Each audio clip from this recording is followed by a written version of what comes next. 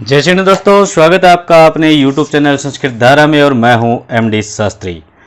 और आज हम जानेंगे, जिस प्रकार हमारा निरंतर चल रहा था उसी के माध्यम से, कि वास्तु के कुछ टिप्स जो है उसके बारे में आज हम जानेंगे कि वास्तु के अंदर क्या चीज़ कहां पर होनी चाहिए और वास्तु के सम्मत हमारा घर कैसा होना चाहिए।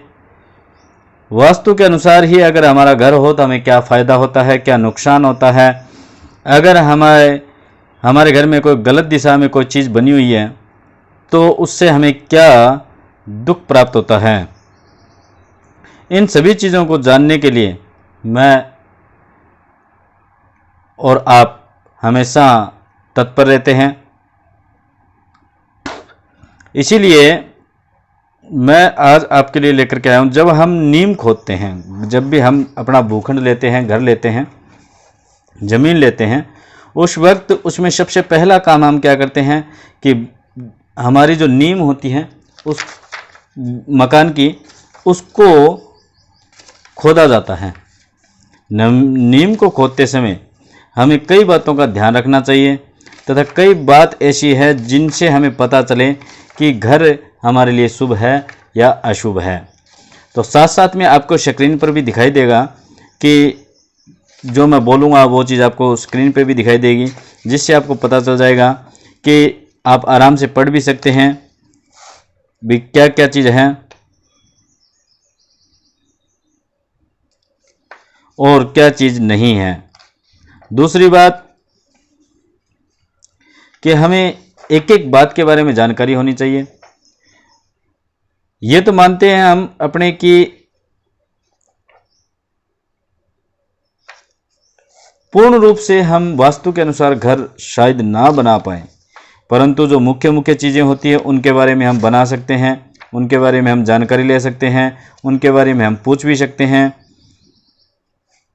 और कहते हैं कि अगर हमें थोड़ा बहुत भी इस चीज़ के बारे में जानकारी हो तो उस वक्त हमें जान लेना चाहिए और थोड़ा बहुत पूछ लेना चाहिए। राय लेने में कभी किसी का कुछ नहीं जाता, तो हमें जानकारी रखनी चाहिए। साथ में अगर नहीं जानकारी है तो आप किसी भी विद्वान ब्राह्मण से या फिर वास्तुशास्त्री से आप इसके बारे में चर्चा कर सकते हैं, जिससे आप अपना घर बनाते समय इन सभी बातों का ध्यान रख सकते हैं। साथ में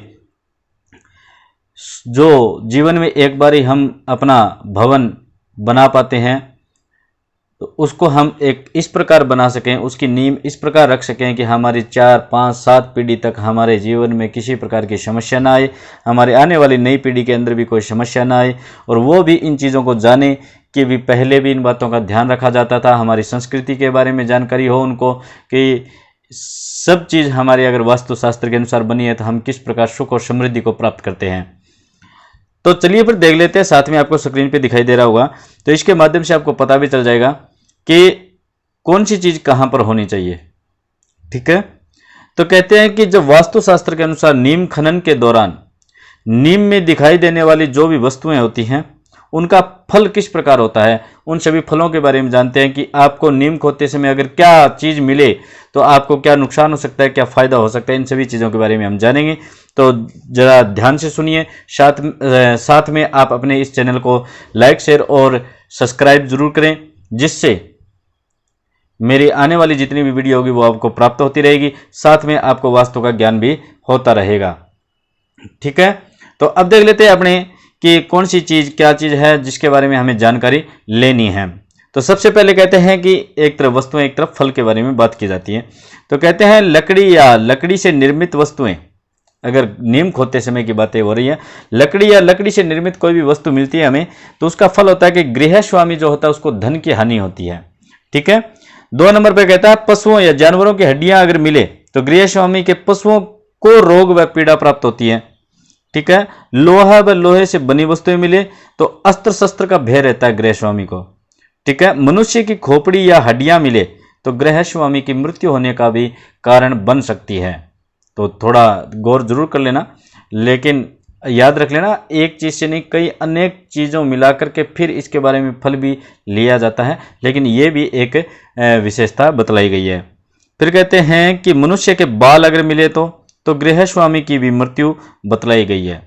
फिर कहते हैं कोयला मिले गृहस्वामी को चोर का भय रहता है।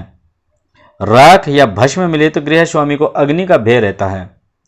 धान अन्न की भूसी यानी तूड़ी वगैरह अन्न के जो ऊपर का छिलका होता है जिसे पशुओं को खाने के काम आता है, वो अगर मिल जाए तो गृहस्वामी को धन का नाश होता है भाई। नागदंत, अगर नागदंत मिल जाए तो गृहस्वामी की मृत्यु होने का कारण बनती है। कपड़े व उनके चिथड़े मिले तो गृहस्वामी को दुखी रहना पड़ता है। ठीक है। पत्थर मिले तो गृहस्वामी को धन का लाभ होता है। ठीक है। ईंट गृहस्वामी की समृद्धि को प्राप्त करती है। अगर द्रव्य मिले तो गृहस्वामी को सुख प्राप्त करेगा। धातुएं अगर मिलती है तो गृहस्वामी की संपन्नता बढ़ेगी। देख लेना, आप याद रख लेना इन बातों को कि ये अगर चीजें आपको मिले, इन चीजों के बारे में, जिन चीजों के बारे में मैंने बताया आपको कि इनमें से अगर आपको धातु मिल जाए, अगर आपके यहाँ पत्थर मिल जाए, नीम में पत्थर कंकड़ निकलने शुरू हो जाए, और या फिर कोई अन्य जो अमूल्य वस्तु होती है वो मिल जाए, तो आपको सुख और समृद्धि की प्राप्ति होती है। तो इसीलिए ये वीडियो जो है बहुत छोटी बनाई है मैंने, और आपको कैसी लगी इसके बारे में मेरे को कमेंट में लिख करके जरूर बताइए। लाइक शेयर और कमेंट तो आपको करना ही करना है, साथ में आप बेल आइकन को दबा लीजिए जिससे मेरी प्रत्येक वीडियो आप तक प्राप्त हो जाएगी। और साथ में आपसे कहना चाहूँगा कि अगर आपके पास में कोई सुझाव हो तब भी आप मेरे को कमेंट में लिख करके ज़रूर बताएं। ये ज़रूरी नहीं है कि मैं परिपूर्ण हूँ, मैं भी पुस्तकों से पढ़ता हूँ और पुस्तकों से देख करके बताता हूँ। अगर आपके पास में कोई बढ़िया और अच्छी जानकारी हो तब भी आप मुझे मैं कमेंट बॉक्स में लिख करके बता सकते हैं, तो मैं उसके लिए आपका बहुत बहुत आभारी रहूँगा। इसी प्रकार बने रहिए आप हमारे साथ में। जय श्री गणेश, राधे राधे।